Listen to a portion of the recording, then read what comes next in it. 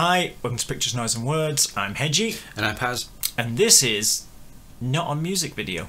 We're going to do a sort of semi-regular, hopefully once a month, but I'm not sure, discussion on a subject. And also, there's another channel like this, which I'm sure you're all aware of, called Bald Man Reacts. And he's going to do the same kind of discussion, except his won't be a discussion because he's on his own, but you know, you get the idea. We're going to cover the same subjects, and then you'll get different opinions. And I'll link to his channel, and hopefully he'll also link to my channel. So we're not going to do them together. It's not going to do them in synchronization or anything like that, but we talk to each other, so we're going to do sort of, you know, cover the same subjects over time. So this first one, the very first one, the subject is your idea, isn't it? Yeah, it was. Yeah, I was walking the dog, and I can't be easy. we have a what's it called? Thingy. Canal out in space. Hydroponics bay, don't we? Oh yeah, the hydroponics bay. Yeah. Yes, absolutely. That's where we get our space biscuits. I was walking the dog, and I was listening to some Queensryche on my headphones, and I just had this idea. New Queensryche or old Queensryche? It was old Queensryche, and I thought how disappointed I was when Chris DeGarmo left, because it really did change the band. I thought, oh well, that'd be quite a good discussion to have on the channel. Is bands have had somebody leave and you've not really got over it. I'm not over it, man. And I got over the Queensryche one fairly quickly because the quality of the albums went downhill, but I knew what sort of an impact that Chris DeGarmo made, and I was upset for quite a long time after that. But to the point where I stopped caring. But since they've had a change of singer, I really like Todd has come in. I think it's been the stuff that he's been doing since he's come back. Has been great. It's amazing how alike he is in sound to. Oh yeah, but I think he has to. Balloon Animal. What's his name? For Jeff Tate. Jeff Tate. Yeah. But I think he has to. I think it has to be to hit Jeff Tate's notes and sing Jeff Tate's melodies. It has to. You're gonna sound the same, I think. I can't see how any other tone could get that high and not sound like Jeff Tate. But anyway, so I got over that one. I must admit. So I just messaged Hedgy and said, "Fancy doing like a top 3 or just a general discussion?" And he said yes. I'm coming up with this idea. So I thought, I mean, I have some that have affected me over my life, and I have 3 currently that I just cannot get over.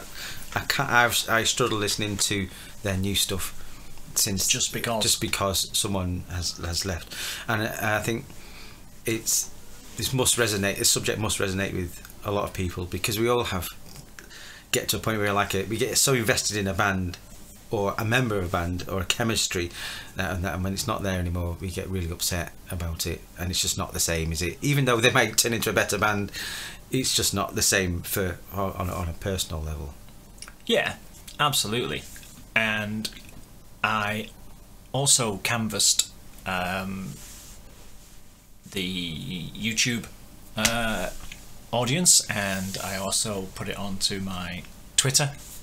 So I have had I keep saying I'm so used to this being my used to be my channel that I keep saying sorry about it. If ever I say I mean we.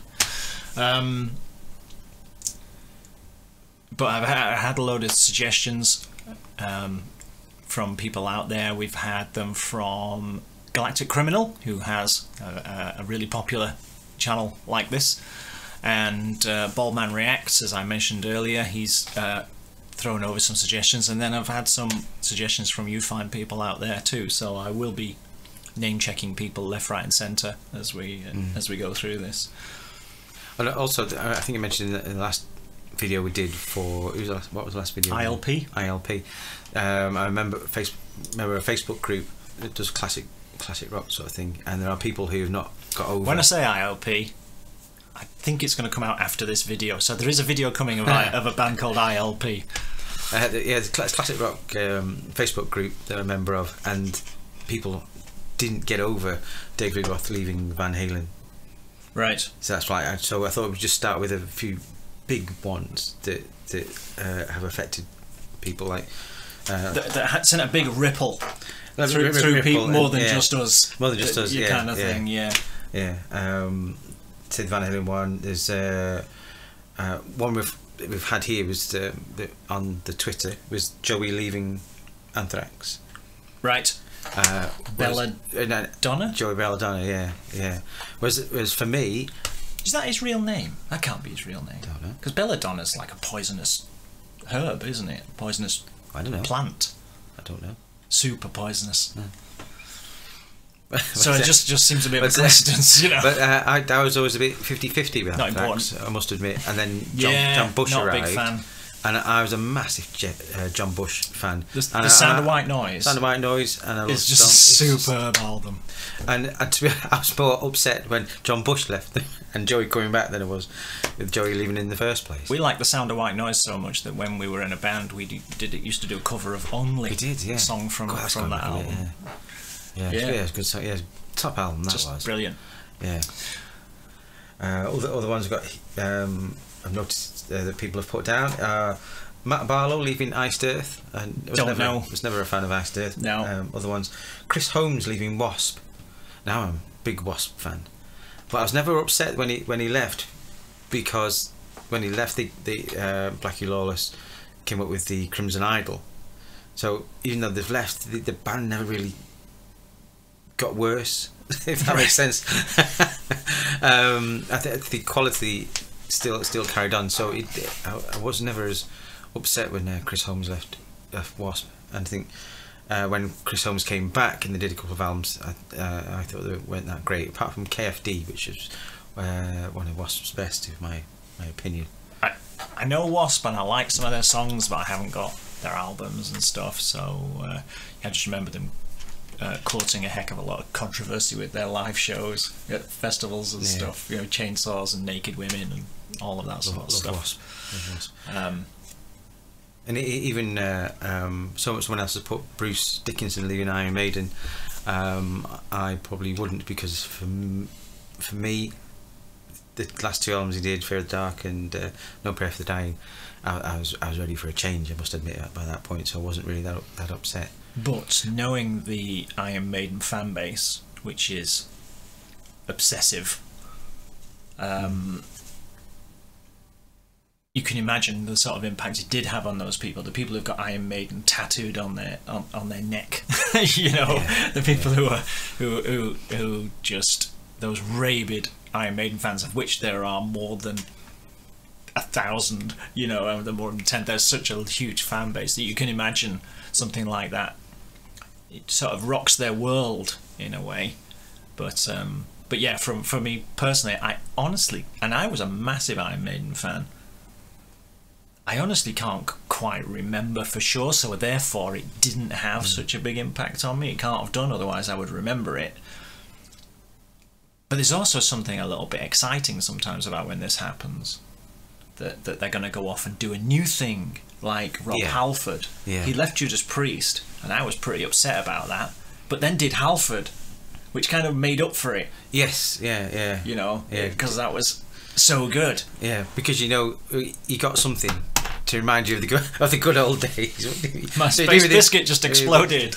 Totally agree with that. And same with Bruce Dickinson. He went off to do his solo stuff, which I think was pretty good. Which was better than Iron Maiden during the 90s. If just my opinion, don't have a go at me. His Crimson Wedding album was superb, and Accident of Birth was fantastic. But I've got another one. If you talk about Iron Maiden, I was ready for a change with Iron Maiden when Brucey left, but what I took a long time to get over was when Adrian Smith left, because he made a huge impact on Iron Maiden with his songwriting, his guitar playing is sublime. Plus they got Yannick Gers, which for me it was a bit of a downgrade, I must admit. saw them in Manchester. It was a big arena gig, so there were a lot of people there, and I was a very long way from the stage. So what I did was pointless and you know, made no impact whatsoever. But I shouted a rude word at Yannick Gers so loudly that I hurt my throat and literally couldn't talk for a couple of days, because he was Iron Maiden for me was metal and nothing could touch it, and then suddenly Yannick Gers came along, and he could be a lovely bloke, I don't know, he could be really, he comes across as a really yeah, nice chap, he could be a really nice guy, so this is not fair or sensible or rational in any way.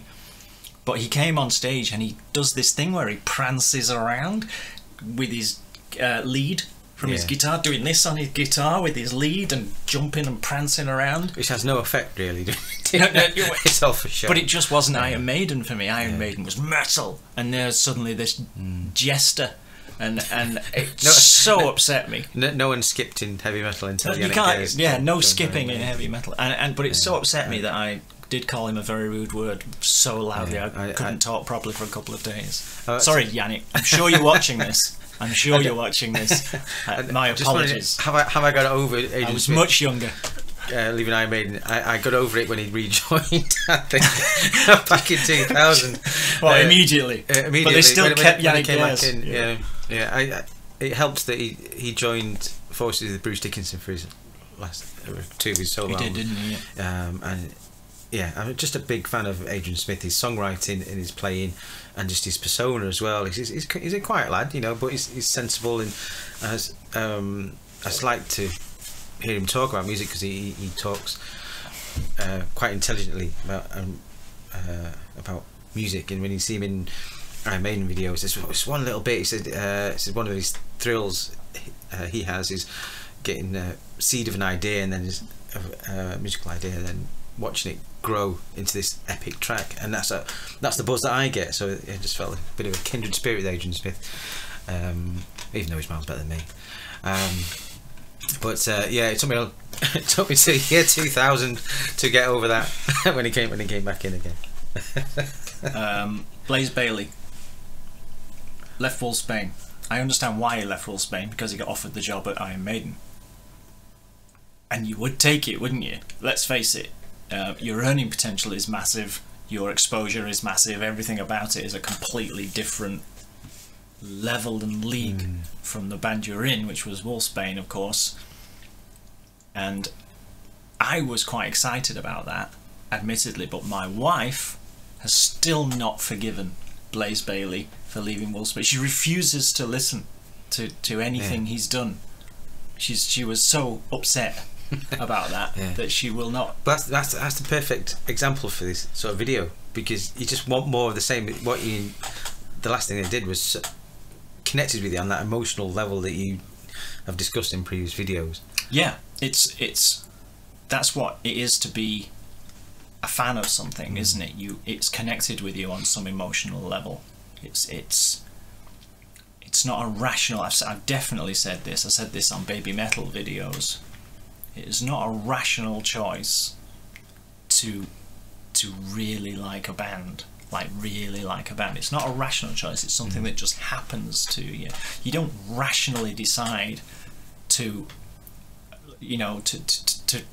fall in love with somebody or something like that. It's not something that you decide to do, is it? It's one of those things that hopefully will just happen to you. And it's the same thing, I think, with any kind of art medium. I'm not talking about heavy metal necessarily, and so something that you've connected with like that, you take it personally when someone meddles with it, or when it falls apart or whatever. And the thing about this discussion, I think, is we're talking about somebody leaving and a band continuing without them, not bands that have just come to the end of the road and fallen apart. That's a different that's a less interesting discussion, frankly, because it just happens. That's just the way life is.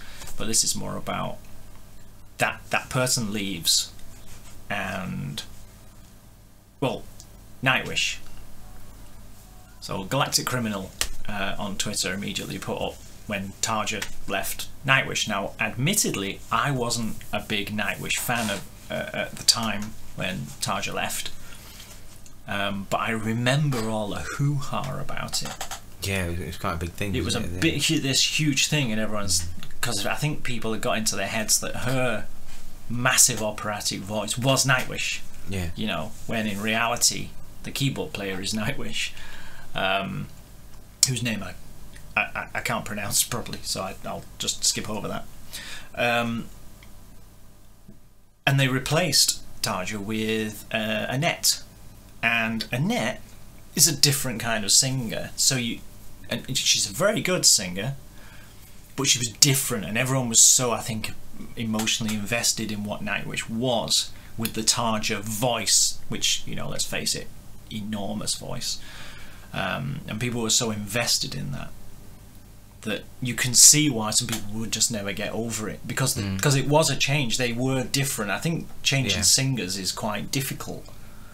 You either go down the Queensryche, Camelot, yeah. That's exactly what I was thinking of, route of getting someone who sounds the same as the previous singer, but that can be quite tricky. I mean, I'm surprised both of those bands managed to do it, to be honest, if your singer's so unique, or you just have to change. And you know, it's but regarding Nightwish, people are drawn to it because of the operatic mixed in with the symphonic, and you suddenly take one of those elements away, it's not the same thing anymore, is it? True. And I think, but they produce the Imaginarium is a great album with Annette.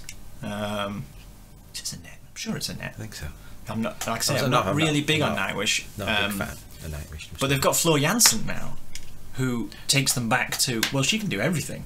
Do you reckon they would have been a hoo-ha if Flo had gone, if they forgot the gone from Tarja to Floor? Tricky one. Yeah, I think that is kind of trying to replace like with like. So you've got the opera, and then you've got the opera, you know, and this is no slight on Annette. She's just got a slightly different voice. But I mean, one of the things, this is like the opposite to what we're supposed to be talking about. But Flo Jansen's come in, and I don't think the latest Nightwish album is using her skills properly. But that's just my opinion. I feel like it's a bit of a wasted opportunity. But that's a different subject. So yeah. So I guess what we're talking about is not necessarily about. It is about which band, who's left which band, absolutely. But what we're really talking about is what and why it has, you know, how much of an impact it has on you, and why does that happen? And I think it's because you feel like you've got a bit of you own it in a way. Yeah, you know, it's your thing, and you just want more of it. Until you've had your fill, I guess. Yeah. I was upset when Howard Jones left Killswitch Engage. He only did 3 albums with them, 3, I think. But I thought it was terrific. The tone and his voice, the richness. I was so upset when he left. I mean, I do like Jesse when he came back in, but I just miss Howard. I just love his voice. We miss you, Howard. And that new song you did. It was rubbish. What was that? Well, it doesn't matter what it was. Everything that Howard's done since then just hasn't. I haven't just not connected with. And it was that combination of Howard's voice and Killswitch Engage music. It was just tremendous. I got over that one, I must admit, but I remember being very upset at the time. And the first album they did with Jesse when he came back in, I thought it would sort of soften the blow because it was quite good. And another one, this is a bit of a left field one, is when Peter Lindgren left Opeth. Oh, right. Because I met Peter Lindgren in Nottingham Rock City, in the kitchen, I think it was. I had to interview him for a magazine, and we had a bit of a chat for about half an hour. Super nice chap. And I can't remember, it must have been 2005, I think it was, and it was a great show, and I think he left not long after that, and they've just not been the same since, because he was such a nice chap, and then you realise I think he was integral to that early Opeth sound, and as soon as he left they did Watershed, right, and then they changed. So for me, Opeth not been the same since he. So I wonder why he left. Did he know it was changing? Do you think? I wouldn't have thought so. Don't know. If you leave before that album, but they were heading sort of in a lighter direction, I must admit. But they were never the same again since he left, and it still bums me out, I must admit, that he's not there. I think he was an integral part of the Opeth sound, even though Michael Ackerfeld probably called most of the shots. I think sometimes you can't. Definitely does. You can't put a price on certain chemistries, can you? And when it's not there, then sometimes you can tell. And I think I used to always think that it was just singers that would have a big effect, because that's your front and centre thing you hear in bands, and you think, well, musicians, they're replaceable, you know, you can always get. And if it's the wrong musician, and you can't, and from an outside point of view, you can't tell who that musician is. On the comments on the community tab on this channel, someone called Daniel has said Joey Jordison being fired from Slipknot, and he said he's never got over it because they fired him by email. I don't know if that's true, but this is what he said in his comment. And so that's a completely different reason. You've got an investment in a person, and you feel he was mistreated by the band, so therefore you don't like the band anymore, kind of thing. Because that's the taking it personally, because you feel like it's your thing, and someone's messing with your thing, and you're treating my friend badly, kind of thing. Joey Jordison. No offense, Daniel. Probably doesn't know who Daniel is, but Daniel obviously feels some connection to him, and that's a different reason for. There's the one from Rabbi Black, which is an interesting one. Marty Friedman leaving Megadeth, the positive being his solo work, the negative being Megadeth never really got back to that level, and it's sort of kind of agree with that. I really liked Megadeth stuff, the new stuff as well. But those Rust in Peace and Countdown to Extinction, probably Megadeth at their peak. From a songwriting point of view, probably never. Which is why people who do these channels are still reacting to stuff from Holy, doing Holy Wars or whatever. Yeah, the intensity and the energy there, and the talent in that classic lineup. You never get it again, and I think that's one of the things that upsets us most. I think once it's gone, you're never going to get it again. And obviously, Dave Mustaine's tried to. Even if they come back, sometimes it's not the same, because the band has moved from what it was in their absence. So they come back and it doesn't get fixed. It's like Brucey and Adrian coming back to Iron Maiden. You're not going to get Somewhere in Time or The Number of the Beast again, are you? You get albums that are Slave. You get stuff that's pretty good, but will they reach that level? Because they're a lot older as well, and the relationship's changed. Plus, in regards to Megadeth and probably Opeth as well, both bands are ruled by a single person, but you don't know how much impact a guitar player has or a drummer in regards to production or the discussion over structure of songs. I thought I should go there. You don't really know what goes on. And I've got an example of that, and this is somebody who left a band, and I did not think I would miss him. It was like, okay, bye, whatevs, goodbye, not fussed. Mike Portnoy. Totally agree. Go on. Because Mike Portnoy, from what I've read and what I've watched and stuff, seems to be a control freak. And I got a feeling, I'm not saying he's difficult to work with, but I suspect he's difficult to be around for long periods of time. Like, he's in your band and you're going on tour and you're making videos and you're writing songs, and he's all over everything. Because I know if they did a live show that they were going to record and put out, he was all over the production of it. He was a very he's not dead. He's a very forceful character, and I get it. If you're playing like the people in Dream Theater play, you're driven. Okay, you're not doing that because you just fancy playing the bass really well. The bass player from Dream Theater is known for being very quiet and everything, but there's something driving him, and I think Mike Portnoy is just the opposite. He's the loud driven kind, and I think it got to the point where, well, it clearly got to the point where he had to go, and I absolutely respect the man as a drummer. He is an unbelievable drummer, but I really liked Dream Theater, and I felt that he was having a negative effect on Dream Theater. So when he went, I was like, yeah, bye, you know. So, and then they had the auditions, find us a new drummer, and then they got in someone whose name I know all of the time, Mike Mangini, who is an awesome drummer and a really nice guy.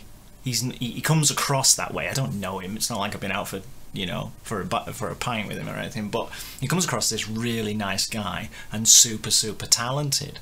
However, I have to admit that since Mike Portnoy left, something is missing out of Dream Theater. Totally something went, and almost the excitement went out of Dream Theater. Mike Mangini can clearly play everything he wants to play and everything he needs to play. And I'm not putting the blame on him. Maybe the personality of the band will have changed when that big controlling personality of Mike Portnoy was taken away from it. The whole band will have changed. I don't think I'm blaming Mike Mangini for this, because he's an amazing drummer. But Mike Portnoy is somebody who I thought, yeah, whatever, not I think they'll do great without you, and they didn't. The Astonishing is astonishingly bad, in my humble opinion.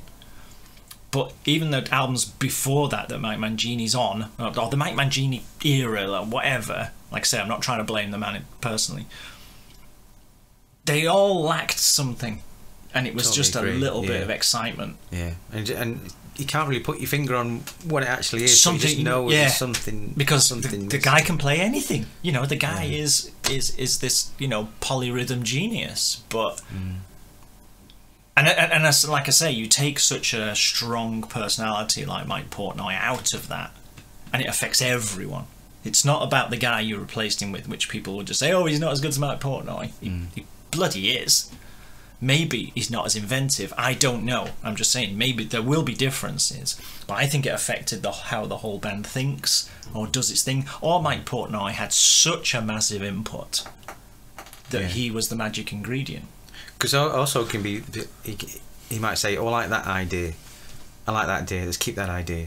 If you haven't got that, then you just end up different people choosing the idea. And this is what you were saying 50 minutes ago. No, this is what you were just saying, where you don't know as an outsider's point of view just how much impact or input these people had. You could say that it's Dave Mustaine's band, or whoever this leader of the band is his band. It's Michael Ackerfeld's band, but you don't actually know how much impact or input these people had in the studio, in the writing, wherever, even in the rehearsal room, or just creating some buzz and and the chemistry. Because sometimes just being in the same room as other creative people brings the best out of somebody, and if that's not there anymore, then you're just going to get substandard music. Yeah, it's an interesting one from.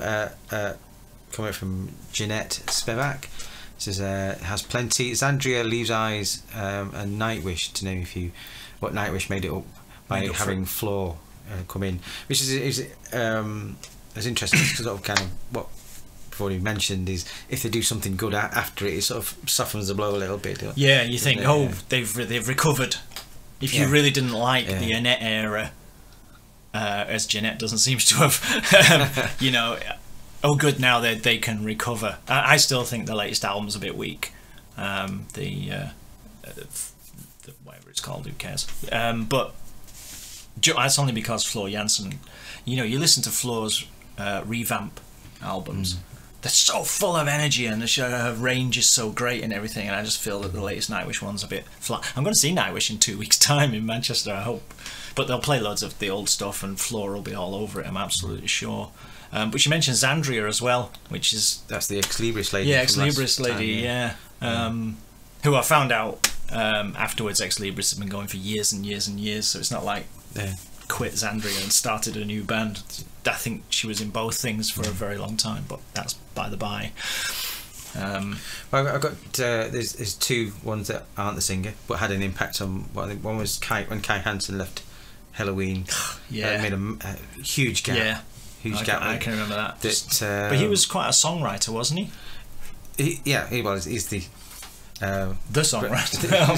him and Michael Feikath, the two founder members of power metal as a genre, you know, and two in one band. It was fantastic. And then one of them leaves, and I did like Pinballs Go Ape. I did. I enjoyed it. The world didn't. But yeah. But, I enjoyed it. We could tell that Kai wasn't there, and Chameleon. That would have never happened on Kai's watch, would it? Really? Even though I enjoy the album, it's not for me. It's not a Halloween. I remember that Chameleon exists, but I've erased it from if you asked me to name a song or even just hum one without knowing what it was called, I could not. And going like I said earlier, it's probably a discussion of who's come in and changed the band or improved it. Andy Derris is probably one of the top of my list. He came in and revolutionised Halloween. To the point where I see Halloween sing it as Andy Derris, because he's got 10 albums under his belt. 20 years, it's fair to say. I think if he went from Halloween, that would be a huge impact. Well, Halloween are working on their pension right now, aren't they, by getting together all the old members and the new members and just all touring together to really sort of I think see how much money you can make for your retirement. Getting Andy Derris and Uli Cooch, the drummer, because he was a good songwriter as well. Getting these two really good songwriters in really soft. They got through more drummers than Spinal Tap, though. I mean, Halloween. Yeah. No, not really. They did seem to. Wasn't there like a carousel of drummers? Well, they had Ingo Schwitzenberg, didn't they? The original drummer. The original drummer. Unfortunately, killed himself. Yeah. Then they had Uli Cooch for 4 albums. Then they got in. Oh God, I can't remember his name, but he only did a couple of songs and he got ill. So then they had to get in somebody else. Oh yeah, that's right. He became ill, didn't he? Oh, I'll take it all back then. And then the drummer they got in eventually, can't remember his name. He's been with them for 10, 12 years. They've had quite a stable lineup. Shows what I know. And they've been really, really good. I take it all back. Just in my head, they had a kind of revolving door of drummers. But Kai Hansen, huge gap, and it did affect me. It wasn't the same. Softened by the blow that I liked Gamma Ray more at that time than what Halloween were producing. Amazing stuff. Yeah. Another one is just briefly mentioned was Michael Schenker leaving UFO. I don't think UFO have ever recovered from that. I was never a UFO fan, so it had no. Another one that I was a huge Savatage fan. So when John Oliver left in 1990 or something like that, that was a hammer blow with that for me. Softened by the blow that the album they did after that he left, Edge of Thorns, was pretty good. I thought, well, that's not too bad. But I just identified with John Oliver's voice. I think it was tremendous. But the good thing was, at least he still wrote for the band. He just didn't want to sing anymore. But I did Gutter Ballet for this channel and said loads of really nice things about them, and it got immediately blocked worldwide. So it never actually got put out, unfortunately. So I did like a 20-minute one on Gutter Ballet and couldn't upload it. And probably the latest one this has happened. I'm not bitter, but yeah. It was Heather Michelle leaving Helium Prime. Oh, okay. She did the first album. I love that first album, and the new one, it's just not the same, and I can't get over it. You replaced her with a man. Yeah. Which is a bold move. I mean, that's saying we are a new thing now. It is. They created this sound that I really, really identified with, thoroughly, not only enjoyed it but connected with it. And that album was on loop for quite a long time. We're talking months, not just days or weeks. A long time. I played it so much. I have difficulty playing it now. I've played it so many times, but then it's changed. It just wasn't the same. And that was only last year, I think. Was it last year? Year before? Yeah, didn't have any effects on me because I didn't really follow them. But it's when you think, oh, this is really good, and you connect with it, and it's just not going to be there anymore. It's just disappointing. Yeah. But going into my top 3 that I've still not got over. These videos are going to be quite long just by their very nature, by the way, because we're just going to talk and talk and talk. And there might be a couple might be left and field. eat biscuits. Was when Sabine Shearer left Deadlock. They replaced her with Margie Gillets, who's not bad, but there's something about Sabine's voice that really connected. I'm thinking with of me. a different band then, because I'm thinking of one with a guy in it. Never had a guy in it. No. Right, I'm thinking of it. I don't know Deadlock then. I just love Sabine's melodies. Right, so going back to melodic death metal, you get the growl, and then she comes in with this wonderful sing-along, clever chorus. Where did she go? She became a mum and just retired. And just to think, I'm not going to get it again. And I was just hungry for more Deadlock of that of her melodies and chugging guitars, and I loved them. Loved them. And so disappointed. I'm still not got over it. And they've done one album since she's left, and it just doesn't connect with me in the same way, even though it's the same band, the same writers. I think it's more of the tone of Sabine's voice that I really identified with. And number 2 is Angela Gosso leaving Arch Enemy. So it really hit home when we did that Arch Enemy the world video. Is not enough. Something like that, yeah. And it just realised. No, the world is yours. Good. I kept trying to erase it. The world is not enough. The James Bond. Trying to erase it from my mind. What the Arch Enemy one. I can just every time I see it, I just think Angela would be so. Why did she have to retire? Because she would just get so much out of it. And I was annoyed when Arch Enemy got rid of the guitarist who's in Opeth now. Oh yeah. Because of the way it seemed to happen to me. Because the other Amott had left the band, hasn't he? Yeah. And then he came back, and they kicked out someone to make space for him. That's how it's. Whether the reality is what happened, and that's exactly the same as this guy saying, somebody was let go by email, and he's really unhappy about that, so he's not got past it. Admittedly, I've got past it because he's landed in Opeth and is probably doing very well. Thank you very much. But and he's making better music now. But I do remember at the time thinking, that's not right. Whether that's the reality situation or not, that's what I saw and was kind of Arch Enemy. That's the perception you got from the way out of that. Bunch of shits kind of thing. So I've gone off them. They've gone down in my estimation. But carry on. But there's I remember reviewing a video. I think it's Arch Enemy live in Japan, and it just blew me away. Angela there, she's it's like a feral beast just let loose on a stage. It was, and that I remember seeing Ravenous just a video for Ravenous, and you kind of go, woo, in the day you did. Her attitude, her energy, her connection with the crowd, it's just they've just lost it, and just want, please come out of retirement, just do something, please. Yeah, I think and we said this when we did the last Arch Enemy song. The world is yours. I'm going for, but I might be wrong. Sorry, I can't stop eating these biscuits. They've got all of the ingredients. You could tick all of the boxes, and frankly, they did as they went through that song. And that singer, she's got it all. She's got the look, she's got the voice, she's got she's got she's got the attitude, she's got everything. But somehow it's not the same, and it's so like that's the magic. That's the X factor, whatever you want to say. There is something. Almost in some cases, sometimes you can put your finger right on it and say there's what isn't working anymore, but other times it all seems to be there, but you just don't connect with it the same. And there's definitely some, I hate to use the word, but some magic ingredient that certain combinations of people have, that when you take something out and replace it with another thing, it all seems the same. Yeah. But something you can't. You can't define. On here, William Shakespeare. It's a good name. He's also put Arch Enemy Angela Gosso, and it was never the same since she's left. and I mean, I liked War Eternal, which came out. It was the first one that came out without Angela on it.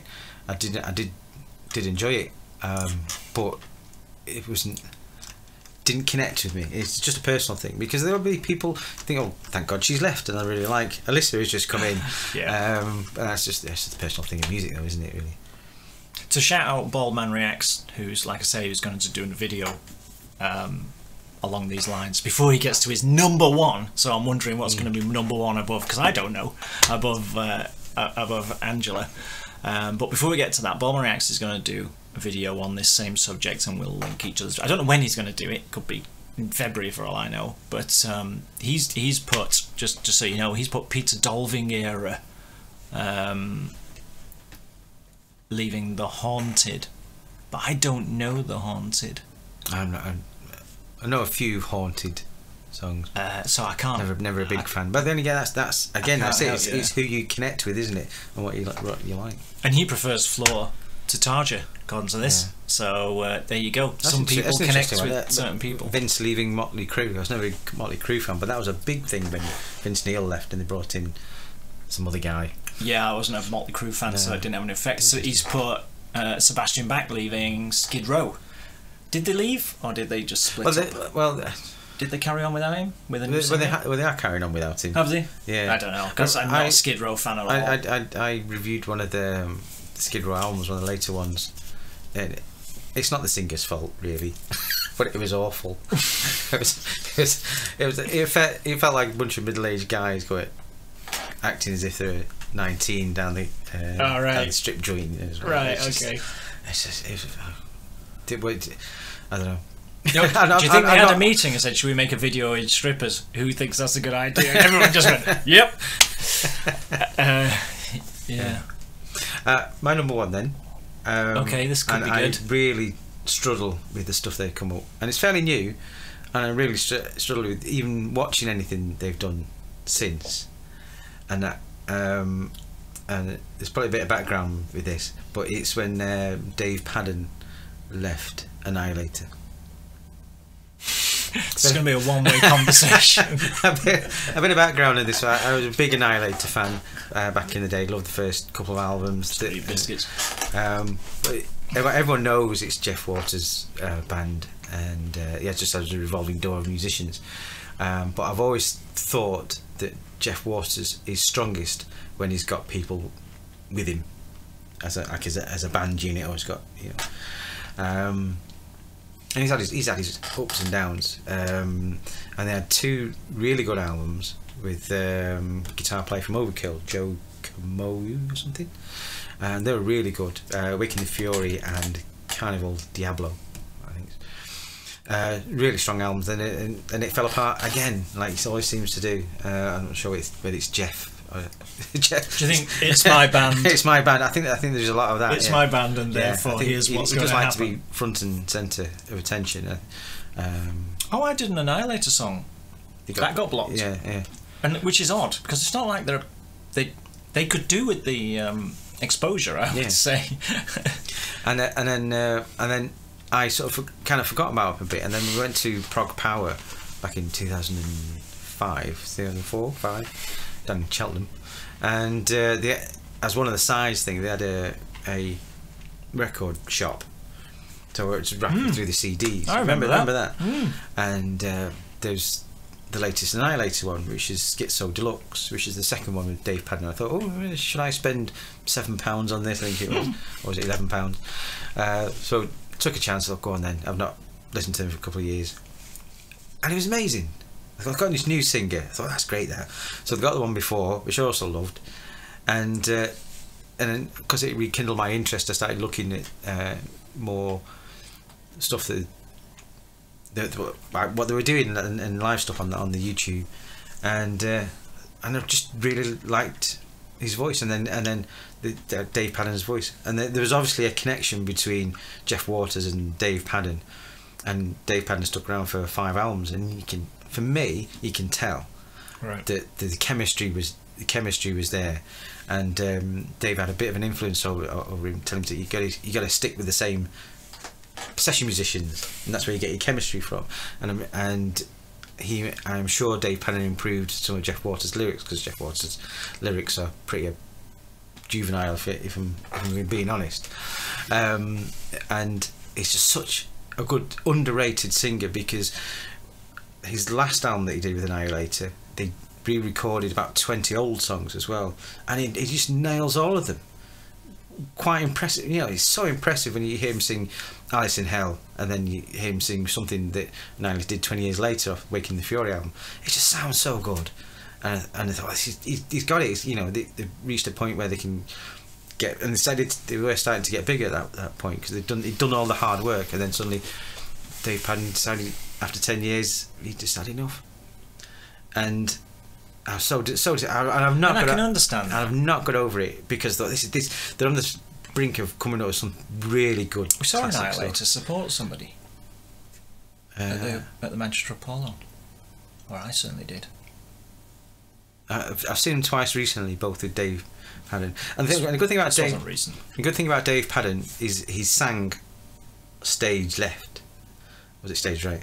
Which way? Depends which way you look at it, and it allowed Jeff to have his. It doesn't depend on which way you look at it. Stage left is one way, and stage right is another. He stood on one side, which left Jeff Waters to do his awesome guitar work, front and centre, which arguably where he should be, because it's his band, and he's an amazing player. Yeah, but shouldn't you have the sort of the awareness that you're the guitarist in the band, and though it's your band or whatever, I don't know, there's something about, does he have a little box to stand on as well? But, you know, probably, but it's just like, yeah, but are you a band, or are you a guy with some? At least Henry Rollins was honest about it. I'm the guy, and these people I pay them by the week. You know, this is the hired help. So if you be a band, or don't have somebody who just says it's all about me. Well, there's a lot of that, but I think that's why Jeff Waters is better, when he's got somebody to rein him in a little bit. And I think Dave understood his place in the band and let Jeff do his bits, but also I think he had a lot of behind the scenes. In that video I did of Annihilators, everyone else in the band looked about half his age. Yeah, there's a bit of that. Yeah. So it was like, this is my band, and here's some kids who I'm helping. And since he's left, Jeff has gone back on to doing vocals, and he's just it's such a downgrade. He was singing the one I saw, which you can't see. It's all right in the studio, but you know, maybe I've just not got over it. But doesn't sound like it. No, and I can't watch the new videos, especially the live stuff on YouTube. I can't watch it. It just upsets me. And when I watch the Dave Padden videos, it upsets me again, because he's not with them anymore. Because I thought, because I love some of the Annihilator music so much, and I love Jeff's lead work, and some of the riff in is just amazing. And I think, and they reached a point where the great things are ahead, and it's just. You can't blame Dave for it. You know, we've done it for 10 years. You need to do a change, or constant touring does get to you. But I just miss him. I just miss him so much. Dave, come back. It's all right. Come back to him. And Jeff has in interviews has said that he was really upset himself as well, because I think they had quite a good dynamic. I think they got the best out of each other. So this basically is a video podcast, isn't it? Yeah. You know, if this was a podcast, it would be people discussing some subject, and I don't know if vidcast is a actual thing, but the gist of these videos will be a subject. Let's just talk around it. Either our personal experience or our personal take on it, or whatever. So they will probably always be quite long, and they may go off in unexpected directions, as our conversations tend to do. So I'm sure this is one of those subjects that everyone has their own example. It's a personal thing that matters to them, is that personal. Yeah. So I'm not sure how interested it's been listening to the things that bothered us, because they may not be the same things that bothered you. though there are the obvious ones like Tarja leaving Nightwish, which seem to bother a lot of people, and probably the Bruce Dickinson. How much of whether Adrian Smith is up there in that list, I don't know, but for you as a guitarist, he's up there, isn't he? It just shows how much of a personal thing it is, doesn't it? And Mike Portnoy, when you mentioned this to me, was the first person that sprung to mind, even though later I could come up with others. The first one that sprung to mind was Mike Portnoy leaving Dream Theater, which was, at the time, I thought was actually a good idea, and it's over time that I've realised, you know what, they're just not the same without him. So I suspect he's never going back. I think he'd like to, you know, but I don't think they're. Anyway, that's a different thing. So yeah, let me know if you like these discussions. I hope you do, because we're going to do them anyway. If you don't like them, go watch them. Because you don't tend to have these sort of conversations in work or your daily lives, where you can actually delve into a very specific area of it. Yeah, and obviously, and if anyone's got any ideas for subjects, I mean, I've got about 3 subjects already in my head for what we could talk about going forward. But if anyone's got any ideas of a good subject that's worth digging over, please let us know. Let me know on Twitter. Send me an email. The email and Twitter are below every single video, or just stick it in the comments. The thing that a lot of people don't know about the comments, I think, is that we can miss them, because YouTube is really bad at telling me that somebody has commented. It's especially bad when you reply to somebody else's comment. I'm not saying don't do it, because I do see most of them, I'm pretty sure of that, but YouTube's system is pretty bad at telling me that someone has commented and delivering it to me. It's weird. But yeah, that'd be interesting. I'll see every comment under this video, I guarantee it. If you comment maybe with doing a short video of what people responded with, that'd be interesting. Yeah. If it's only 5 minutes, so just go. Yeah, maybe have a follow up to this. Just if you give me some back, because if you say somebody I've not heard of leaving some band, then I'm going to need a little bit of a paragraph or something that just says what's the problem, you know. But have a think with yourself, you know, is it because the band was worse, or is it because your personal attachment to the band, so you feel like someone's meddled with something that you felt some kind of ownership of, or, you know, particular personal connection to? And because I think there's many reasons that this has an effect on people, and it's not always necessarily that the band got worse, because you could argue that Nightwish didn't get worse when Tarja left. They just changed into a slightly different world-conquering symphonic metal band. You know, they didn't suddenly start making terrible music or anything. I mean, I know you're not a big Nightwish fan anyway, so I guess you're trying to be honest with yourself, you know. That's why I'm saying when Mike Portnoy went, I was quite okay with the whole thing. It's only later I've come to realise what a bad effect it had on, or in my opinion, it has had on Dream Theater.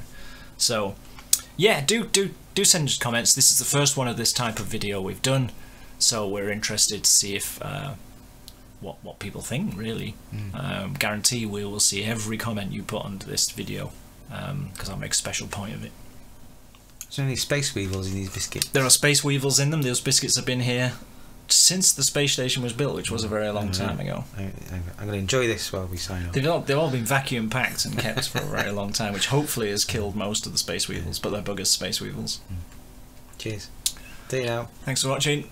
Bye.